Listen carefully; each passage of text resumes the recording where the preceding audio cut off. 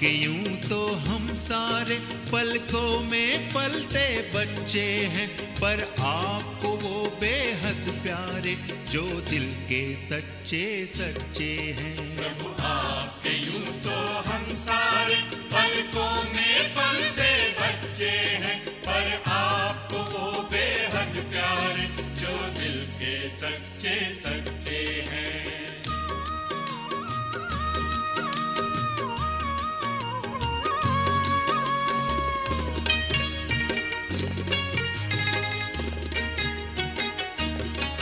सच्चे दिल पर साहब राजी, हर श्रीमत पर कहे हाँ जी। एक बाबा तू जान कोई वादे के पक्के पक्के हैं।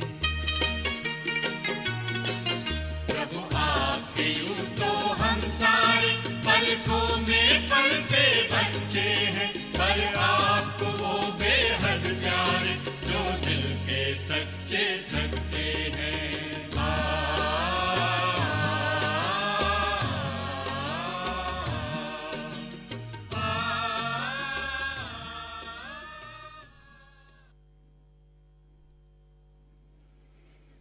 ओम शांति। भगवान इस धरा पर अवतरित हुए, उन्हें ऊपर संकल्प हुआ मैं चलूं और सभी आत्माओं का दुख दूर करूं, सभी को सत्य ज्ञान प्रदान करूं, सभी को वापस घर ले आऊं। वे नीचे आए, सिंध में आए, हैदराबाद में एक रुद्र गीता ज्ञान यज्ञ की उन्होंने स्थापना की। ब्रह्मा तन में अवतरित होकर देवकुल की उन महान आत्माओं का आह्वान किया जो कल्प पहले उनके पास आई थी, और दौड़ दौड़ कर सभी आने लगे। उनमें बच्चे बहुत सारे आए, 200 के लगभग तो बच्चे ही थे। उनमें एक थी संदेशी दादी, छोटे बच्चे, ये सब कोई 4 साल के, कोई 5 साल के, कोई 6-8 साल, 10 साल।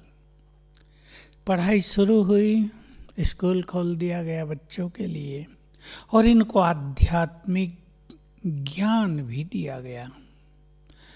तुम आत्मा हो, ये देह नहीं हो। ये शिक्षा बहुत ज्यादा दी गई। ये देह तुम्हारा वस्त्र है, तुमने इसमें प्रवेश किया है। ऐसे वस्त्र तुमने अनेक पहने हैं और उतारे हैं। बच्चों को ये बात विशेष आकर्षित करती थी, और सभी बच्चे आत्मिक स्वरूप में स्थित होने लगे। संदेशी बहन ने भी बहुत अच्छी आत्मिक स्वरूप में स्थित होने की साधना की। बचपन से ही उनका स्वभाव बहुत खुशनुमा था, बहुत रमणीक थी, सरल चित्त थी। इसलिए बाबा ने उनका नाम रमणीक मोहिनी रख दिया था। अव्यक्त बाप दादा ने सबके नाम रखे, और जिसके जैसे गुण थे उस तरह से उन्हें नाम दिया गया। ये बच्चे बड़े होते गए और ये एक सुंदर यज्ञ बन गया। 380 भाई बहनों का, जिसमें 65 भाई थे और बाकी सभी बहनें माताएं, और ये बच्चे बड़े हो गए थे। इस यज्ञ में तपस्या चलने लगी, ईश्वरीय ज्ञान बंटने लगा। ज्ञान अमृत प्रसाद के रूप में सबको दिया जाने लगा, और लक्ष्य था नई दुनिया की स्थापना करना। मुझे उनकी सरलता की और उनकी महानताओं की एक बात याद आती है, जो उन्होंने स्वयं सुनाई थी कभी मधुबन में। मधुबन में बहुत आकर रहती थी वे, विशेषकर जब बाबा व्यक्त हुए थे। वो बात थी, कि कोई कल्चरल प्रोग्राम चल रहा था यज्ञ में शाम के समय, तो गीत, कविताएं, ड्रामाज, डांस, तो ये भी बहुत अच्छा डांस किया करती थी। एक बहन और थी, इन दोनों को बाबा ने कहा बच्चे चलो डांस करो, आज बाबा इनाम देगा। इन दोनों ने नानू की। बाबा ने कई बार कहा करो करो, बहुत अच्छा करती हो, एनकरेज किया। इन्होंने नहीं माना, इनको लज्जा आ रही होगी।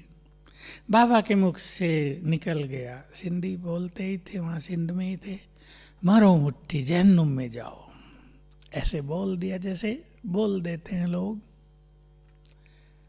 और ये बात सुनते ही इसको ना बहुत डीप रियलाइजेशन होने लगी कि ब्रह्मा बाबा है, उनके तन में शिव बाबा आते हैं, उन्होंने तो मुझे श्राप दे दिया, मरो जहन्नुम में जाओ। और कहा बस मुझे बहुत मुश्किलात हो गई, बेचैनी होने लगी। मैं जल्दी ही बाबा के पास गई, बाबा के पैरों में बैठ गई, पैर पकड़ लिए, बाबा मुझे क्षमा करो, मैं डांस करूंगी, आपने जो शब्द बोले हैं वो वापस लो। बाबा हंसने लगे कि नहीं बच्ची, बाबा तो ऐसे ही हंसी में कह दिया है, जैसे कह देते हैं बच्चों को, लेकिन इसने जिद पकड़ ली, अपने शब्द वापस लो। आखिर बाबा को कहना पड़ा, अच्छा बच्ची तुम खुश रहो, और बाबा अपने शब्द वापस लेते हैं। दूसरी जो थी वो आई नहीं, और परिणाम यही हुआ कि वो ज्ञान छोड़ के चली गई कुछ समय के बाद, और ये तो अमर रही, सदा रही। तो ये भी एक बहुत ही स्वच्छ आत्मा के लक्षण है ना, जो आत्मा अंदर से बहुत पवित्र होती है, स्वच्छ होती है, उसकी ऐसी स्थिति होती है। वो क्षमा मांगना, इसमें कोई लज्जा का अनुभव नहीं करती। तो बहुत आती थी मधुबन में, हमसे भी बहुत मिलती थी, बड़ी आत्मीयता थी, बड़ा प्यार देती थी, प्यार से बात करती थी। हम किचन में थे, कई बार आ जाया करती थी, क्या बना रहे हो, कुछ सिखाया भी करती थी। मुझे अपने वहाँ भी बुलाया। पहले मुजफ्फरपुर में रही बहुत समय, फिर उड़ीसा चली गई थी, और भुवनेश्वर में रही, तो मुझे भी कई बार बुलाया अपने पास भट्टियों के लिए। मैं देखता था बहुत सरल चित्त हैं दादी, सेवाओं की भी बहुत उमंग रखती थी, पालना भी सबको बहुत अच्छी देती थी। उनकी प्यार भरी पालना पाकर सभी आकर्षित होते थे। देखो आकर्षण तो बाबा की ओर है, लेकिन निमित्त आत्माएं जब पालना देती हैं तो बाबा की ओर आने वालों को रुचि बहुत होती है, अच्छा बहुत लगता है। तो गीत भी बहुत अच्छे गाती थी, मधुबन में भी कई बार उन्होंने गीत सुनाए, भले ही वो कोई साज आदि या कोई स्वर और जो इसके और चीज़ें होती हैं गीतों की, वो इन सबको नहीं आता था, लेकिन प्रभु प्रेम में मग्न होकर गाना और सबको प्रभु प्रेम में मग्न कर देना, ये इन आत्माओं की बहुत बड़ी विशेषता थी।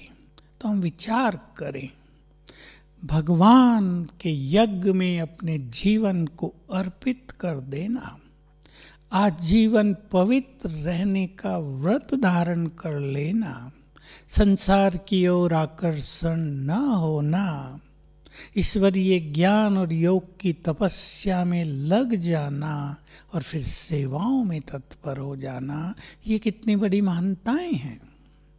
कभी कभी हम दूसरों की छोटी मोटी कमी को देखकर उनकी बड़ी महानताओं को भूल जाते हैं।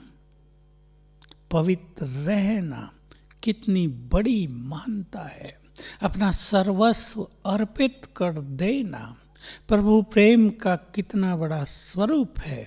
जरूर इन आत्माओं ने जन्म जन्म ये कहा होगा भक्ति करते हुए, हे भगवान जब आप इस धरा पर आओगे हम आप पर सब कुछ बलिहार कर देंगे, हम आपकी आज्ञाओं पर चलेंगे, हम आपके प्रेम में मगन हो जाएंगे। तो ये आत्माएं बहुत भाग्यवान जो भगवान के समीप रही, जिनको प्रजापिता ब्रह्मा की पालना प्राप्त हुई, जिनके भाग्य का निर्माण स्वयं भगवान ने किया, भाग्य विधाता ब्रह्मा ने किया। तो सचमुच हम सब भी भाग्यवान जिनको ऐसी महान आत्माओं की पालना मिली। बहुत अच्छी तत्परता सेवाओं में दिखाई, सबको एकता के सूत्र में बांधा। तो आज हम आपके सामने कुछ थोड़ी सी बात रखते हैं एक्सेप्टेंस की, स्वीकार करना, एक्सेप्ट करना।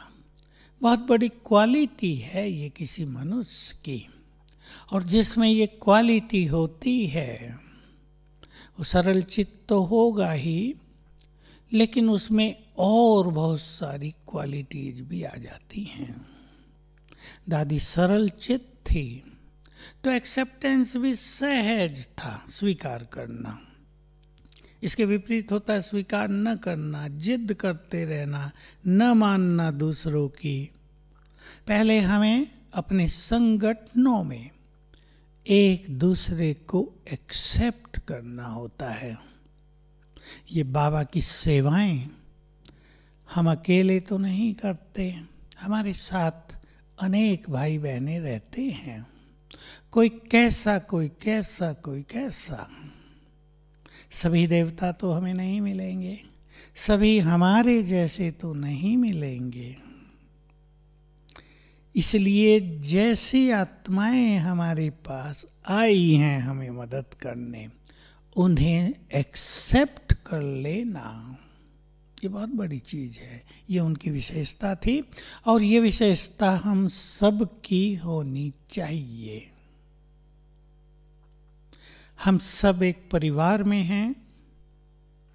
जैसा मैंने कहा सब कुछ वैसा नहीं होगा, हमें वैसे लोग नहीं मिलेंगे जैसा हम चाहते हैं।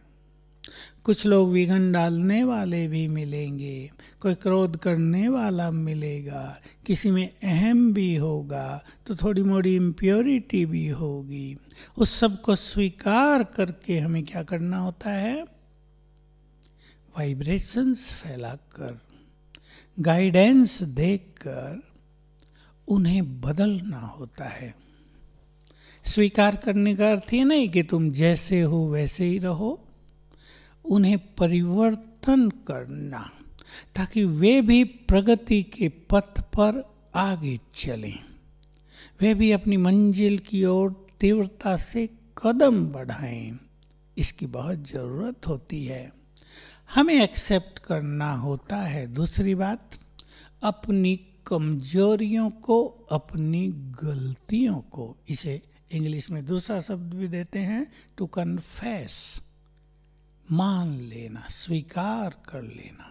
भाई हमने कोई गलती की है, हम उससे मान लेते हैं ये हमने गलती की, और ऐसा स्वीकार करना ये एक निर्मल चित्त वाली आत्मा का ही लक्षण है, और ये किसी भी मनुष्य की मानता भी है। क्योंकि जब मनुष्य अपनी गलतियों को, अपनी कमियों को स्वीकार करेगा तो उसको बदलने का भी प्रयास करेगा। बहुत लोग जो स्वीकार नहीं करते वो बदल नहीं पाते और वहाँ के वहीं रह जाते हैं। ये एक बहुत बड़ी चीज़ है।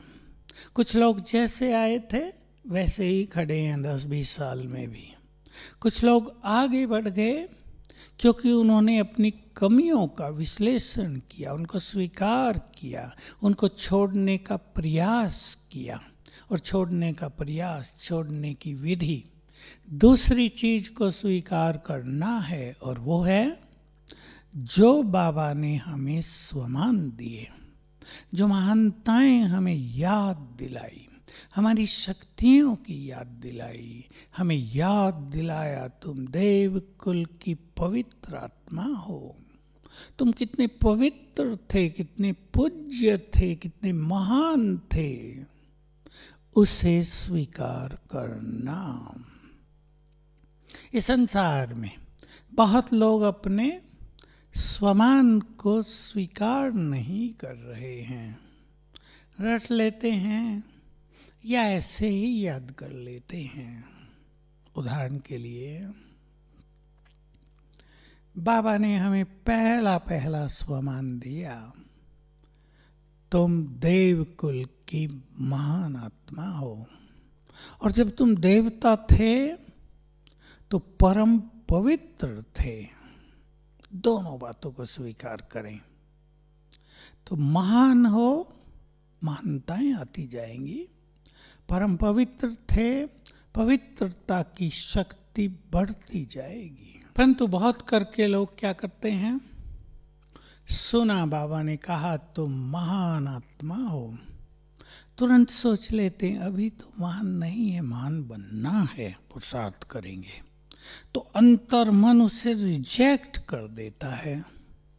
बस हमें ध्यान रखना है कि ये रिजेक्शन न हो। हमें बताया बाबा ने, तुम देखो कैसे पवित्र, कैसे देवता, तुम्हारे चेहरे कैसे, तुम्हारे दर्शन करने से ही लोगों के चित्त पवित्र हो जाते हैं। पापियों को अपने पाप की अनुभूति होने लगती है, वो सुधरने लगते हैं। हम तुरंत सोच लेते हैं ये तो ठीक है, हम थे पर अभी तो नहीं है ना, हम बनेंगे, माया भी तो है, लेकिन पुरुषार्थ करेंगे हम भी संपूर्ण पवित्र बन जाएं। लेकिन हम ध्यान दें, हम यदि स्वीकार कर लेंगे तो हमारे पुरुषार्थ की गति बहुत तेज हो जाएगी। ऐसे ही हमारे पांचों स्वरूपों की बाबा ने याद दिलाई, उसे हम स्वीकार करें। हमें उसने याद दिलाया तो मास्टर सर्वशक्तिवान हो, याद करें, स्वीकार करें, मैं संसार में बहुत बहुत शक्तिशाली आत्मा हूँ। कुछ बड़ी बड़ी चीज़ें भी उसने याद दिलाई हमें, तुम पूर्वज हो, सबके बड़े हो, तुम्हें सबकी पालना करनी है। किसी की कमजोरियों को न देखकर तुम्हें तो उन्हें पालना देनी है। किसी को प्यार की पालना, किसी में शक्तियां भरने की पालना, किसी को सत्य मार्ग दिखाने की पालना, किसी के दुख दूर करने की पालना, तुम्हें सबकी पालना करनी है। तो हम अपने श्रेष्ठ स्वमानों को स्वीकार करते चलें। हम स्वीकार कर लें, यही सत्य ज्ञान है, इस पर चलकर ही हमारा कल्याण होगा, इस पर चलकर ही हम अपनी अंतिम मंजिल तक पहुंचेंगे। इसको फॉलो करके ही हम मुक्ति और जीवन मुक्ति को प्राप्त होंगे। स्वीकार कर लें, भगवान जो ज्ञान दे रहे हैं वही संपूर्ण सत्य ज्ञान है। जितना हम इसे स्वीकार करेंगे, ज्ञान हमारा गुह्य होता जाएगा, हमारा इस मार्ग पर चलना भी सरल होता जाएगा। हम स्वीकार नहीं करते तो मन में हम डबल माइंडेड रहते हैं, ये सत्य है या ये सत्य है, इस पर चलें या इस पर चलें, घरों में क्या करें। तो बहुत सुंदर सब्जेक्ट है, स्वीकार कर लें, भगवान आया है, वो हमारे सम्मुख है, वो हमारा है। बहुत बड़ी चीज है, जो भगवान है वो तो हमारा है। इसको यदि हम स्वीकार करेंगे तो उसके और हमारे बीच की दूरी समाप्त हो जाएगी, अपनापन बढ़ता ही जाएगा। स्वीकार करने की बहुत सारी चीजें हैं, हर चीज को हमें स्वीकार करना होता है। आपको एक जगह से हटाकर दूसरी जगह भेज दिया गया, सेवा करो। कई लोग परेशान होते हैं, क्यों हमें ट्रांसफ़र किया, क्या हमारी कोई गलती थी, क्या किसी ने हमारी शिकायतें कर दी थी, क्या बड़े हमसे असंतुष्ट हैं। अनेक बातें चलती हैं मनुष्य के मन में। लेकिन हम स्वीकार करें कि जहाँ बाबा हमें भेज रहा है वहीं मेरे भक्त मुझे बुला रहे होंगे बहुत समय से, इसलिए कोई कारण बन गया है। मैं अपने भक्तों की कामनाएं पूर्ण करने जा रहा हूँ। वहीं मेरा कल्याण है, क्योंकि वहाँ मुझे बहुतों का कल्याण करना है। नहीं तो वो आत्माएं मुझे खींचती रहेंगी। मैं जहाँ जाऊंगी रेगिस्तान में भी फूल खिलेंगे। जहाँ कोई सेवा नहीं कर सकता वहाँ मैं करूँगा, मैं करूँगी। ये संकल्प हमारी शक्तियों में वृद्धि कर देंगे और हम बहुत खुशी खुशी से अपनी सेवा प्रारंभ करेंगे। नहीं तो लोग न जाने क्या क्या सोचते हैं, लोग क्या कहेंगे, हमारे बारे में क्या सोचेंगे। हम स्वीकार करें तो हमारा मन शांत हो जाएगा। और भी बहुत बातें हैं संबंधों में। आप देखो, बीमारियों में देखो, बच्चों की स्थिति को देखो, कोई आपसे संघर्ष कर रहा उसको देखो। यदि हम कुछ चीज़ों को स्वीकार कर लें तो हम अपने मार्ग को निष्कंटक बना सकते हैं। बीमारी कोई आ गई, कुछ लोग परेशान होते हैं, मैंने ऐसा क्या पाप किया जो मुझे ये बीमारी लगी, कैंसर हुआ, कोरोना हुआ, मैं तो अच्छे काम करता हूँ, अच्छे काम करती हूँ, मैं तो पुण्य आत्मा हूँ, ये क्यों हुआ, बाबा ने मुझे मदद क्यों नहीं की, ये क्यों चलता है। कुछ लोग हैं शांत रहते हैं, स्वीकार कर लेते हैं, सोचते हैं ये बीमारी आई है, जाएगी। कोई हमारे पूर्व जन्मों का कर्मों का फल है, कर्म हमने किए तो फल भी तो हमें ही भोगना पड़ेगा, कोई बात नहीं, हंसते हंसते इस बीमारी से हम पार हो जाएंगे। उनका मनोबल बढ़ जाता है, निगेटिविटी खत्म हो जाती है, निराशा के बादल छंट जाते हैं और बीमारियां तेजी से ठीक हो जाती हैं। संबंधों की बात देखें जो आजकल बहुत प्रैक्टिकल हो रहा है। हमें ये भी स्वीकार कर लेना चाहिए कि बिल्कुल अंत आ गया है। परिवर्तन को हमें स्वीकार करना ही होगा। रोज परिवर्तन होंगे। 2030 तक हमें भयानक परिवर्तनों से भी गुजरना पड़ेगा। अगर हम स्वीकार कर लेंगे मन में कि जो हो रहा है वो तो होना ही है, प्रकृति को हमने विध्वंस किया है, उसका भी शोषण किया है, अब वो बदला तो लेगी।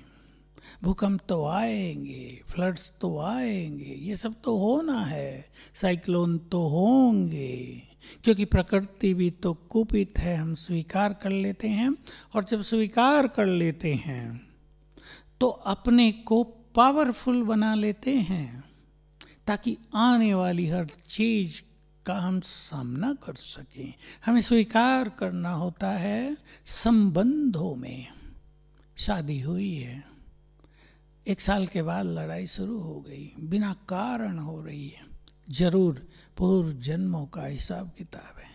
एक बच्चा पैदा हुआ है, ये कहानियाँ आ रही हैं, 10 साल का हुआ है, अब माँ को बहुत कटु नज़र से देखता है जैसे ही मेरी शत्रु हो। हमें स्वीकार कर लेना है कि पूर्व जन्मों का हिसाब लेने आत्मा हमारे घर में आई है। क्षमा याचना कर लेंगे, वाइब्रेशंस देंगे, तो जीवन के हर कदम पर हम स्वीकार करते चलें। जो कुछ हमारे साथ हो रहा है वो हमारे ही कर्मों का फल है। इस सत्य को स्वीकार करके उसे पार करने की प्लानिंग कर लें। दूसरे हमसे कुछ बुरा कर रहे हैं, अवश्य हमने भी किया है, अब सहन कर लें, एक्सेप्ट करेंगे बहुत सारी बातों को। तो आज के इस दिन पर जबकि सभी संदेशी दादी को याद कर रहे हैं। उनका चेहरा भी सामने आ रहा है। आखिर में बीमारी भी हो गई, मधुबन में रही, बहुत सहनशील होके रही, कोई आवाज़ सुनाई नहीं दी उनकी पीड़ा की।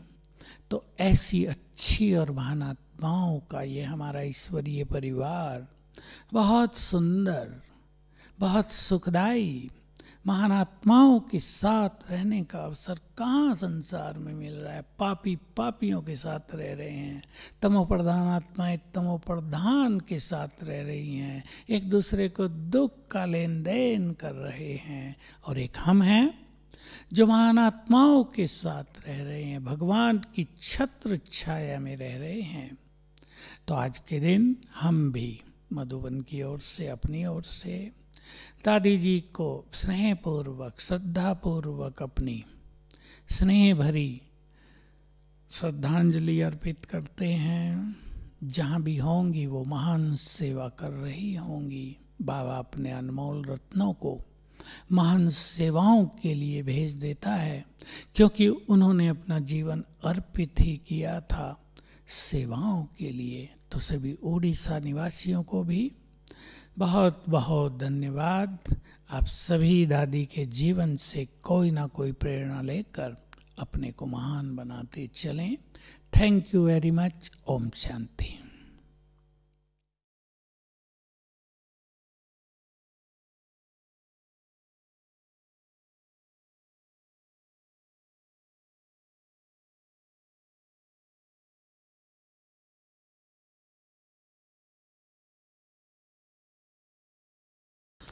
ओम शांति। जब कभी किसी से मिलना होता है तो इच्छा होती है ये कौन है, मैं कौन हूँ। तो मेरा परिचय भी बहुत अच्छा परिचय है। मेरा लौकिक नाम तो लक्ष्मी है, लेकिन लक्ष्मी नाम से हमको कोई बुलाता नहीं है। नाम कितना अच्छा है। बनने जा रहे हैं नर से नारायण, नारी से लक्ष्मी। परंतु बाबा ने कहा है कि लौकिक को भूलना है। तो लौकिक को भूलना है, भूल तो गए। उसमें भी जब ये हम लोग ओमनास में आए तो 4-5 लक्ष्मियाँ थी। 4-5 लक्ष्मियाँ, एक लक्ष्मी को बुलाएंगे तो सब आ जाएंगे। इसलिए उस टाइम हम ध्यान दीदार में बहुत जाती थी। तो कौन लक्ष्मी, संदेशी लक्ष्मी को बुलाओ। तो संदेशी लक्ष्मी हाजिर हो गई। चलते चलते हम बाबा से मैसेज ले जाते थे, ले आते थे। और विशेष मैसेज हमारा रास विलास का ही ले आते थे। तो जो हम ऊपर में देखते थे वो ही आकर के हम नीचे रास ओम के पैटर्न में, स्वास्तिका के पैटर्न में, स्टार के पैटर्न में, चंद्रमा के पैटर्न में, आदि आदि जो भी दिव्य पैटर्न है उन सब में आकर के हम लोग नीचे सिखलाते थे। मैं भी कोई रास नहीं जानती थी, लेकिन मैं ऊपर देख के ऊपर वालों का नकल करती थी और नीचे आके सिखलाती थी। मेरा नकल फिर नीचे वाली बहन जो है वो कर देती थी। तो हम वो 2 बहनें, वो बहनें यहाँ थी लेकिन शरीर से चली गई है। और सब 20 दादियों को, जो अभी दादियाँ कहलाती है, उन सब को खड़ा करके और हम लोग सिखलाते थे। तो इसलिए ये मेरा लक्ष्मी नाम तो उसी टाइम ही कट गया। और संदेशी जो ये गुणवाचक, कर्तव्यवाचक नाम है वो पड़ गया। तो आज तक भी मेरे को सब संदेशी बुलाते हैं। उनके बाद ये हुआ अलौकिक नाम, और परलौकिक नाम की भी बड़ी लिस्ट आई थी। इन्हीं से कनेक्टेड है कि जब रास विलास या बाबा के साथ हम खेलती थी, चाहे चौंपर खेल, चाहे बैडमिंटन खेल, तो हमारे को रमणीक मोहिनी कहते थे। मम्मा भी जब मिलती थी तो गैलरी में खड़ी हो जाती थी। तो हम लोग कुछ बहनें ऐसे रमणीकता से मम्मा से सवाल करते थे, सब हंसते थे, करते थे। तो टोटली नाम मेरा आया ऊपर से। ये वो लिस्ट हम नहीं ले आई है, दूसरी बहन ले आई थी, तो उसमें मेरा नाम पड़ गया रमणीक मोहिनी। परंतु वो भी कोई बुलाता नहीं है, क्योंकि वो रास विलास, ये खेल कूद सब हमारा, अभी हम लोग योग के ओर जा रहे हैं तो वो सब नहीं होता है। इसलिए रमणीक मोहिनी मेरा तीसरा नाम परलौकिक नाम है। मेरा चौथा नाम स्पेशल नाम है, जो सिर्फ साकार बाप दादा ही मुझे बोलते थे, या बहुत करके पत्र में लिखते थे। तो पत्र में बाबा साकार नाम में बाबा लिखता था, मीठे मीठे नूर रतन विंद्र बाला। विंद्र बाला का भी अर्थ है जो किसी को बहलाए। तो बाबा के साथ तो 400 आत्माओं में, बहनों में एक मैं ही थी जो बाबा के साथ चौपड़ खेला खेलती थी। तो इसलिए बाबा नाम हमेशा विंद्र बाला ही करके लिखते थे, बुलाते थे। तो ये मेरा स्पेशल नाम है, वो किसी को पता भी नहीं है, बोलने भी नहीं आते। जो हमारी बहनें पुरानी है वो सब जानती है। तो ये तो है मेरे नाम का परिचय। उनके बाद हमारा जन्म जो है हैदराबाद सिंध में 25 दिसंबर 1925 में हुआ है। 25 दिसंबर माना क्रिसमस डे, तो उसी दिन हुआ है। और 5 साल तो माँ बाप के गोदी में रहता ही है बच्चा। उनके बाद हम स्कूल में जाने लगे, 5 क्लास पढ़ी होंगी। उनके बाद 5 क्लास माना उसमें लोअर के जी, अपर के जी और 3 क्लास ये पढ़ करके जब 5वें 6ठे में गई तो फिर अनाउंस हो गया ओ मंडली में कि जिसको भी अपनी लड़कियां देनी है वो देवे। तो उस टाइम हमारी माँ, भाई, भाभी जो है वो सब हरिद्वार में वो जनेऊ होता है ना, वो पहनाने के लिए गए थे। बाप था सिर्फ, तो बाप भी जाता था। बाप को बहुत लगन लग गई थी, वो भी ध्यान में जाता था अच्छी तरह से। तो उसने फिर हम 4 बहनों को स्कूल से उठा करके इसमें बिठा दिया।